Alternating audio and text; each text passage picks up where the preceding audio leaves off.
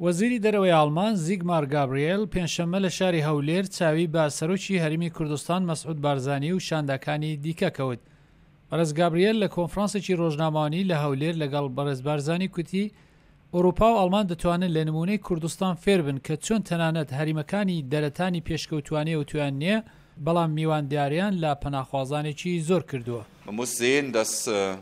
جەماوەرێکی تا ڕادەیە کەم میوانداری ژمارەیەکی زۆر لە ئاوارەکانیان کرد.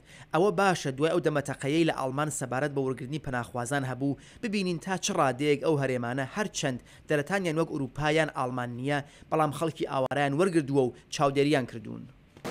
ئاڵمان ئەندامێکی هاوبەندی بە پێشەنگی ویلایەتە یەکگرتووەکان لە دژی گروپی دەوڵەتی ئیسلامیە و چەک و مەشق پێدیتنی بۆ پێشمەرگەکان دابین کردووە.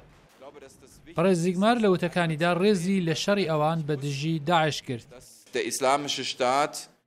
گروپی دەوڵەتی ئیسلامی نەک تەنیا هەڕەشەیەک بۆ خەڵکی عێراق یان خەڵکی سووریا، بەڵکو هەڕەشەیەکە بۆ وڵاتی ئێمە ئوروپاش و ئەزمونمان هەیە کە پشتیوانانی داعش گەیشتونەتە وڵاتی ئێمەش. بۆیە سپاس بۆ شەڕی ئێوە لە بەرامبەر داعش کە لە بەرژەوەندی ئوروپا و ئاڵمانیشدایە.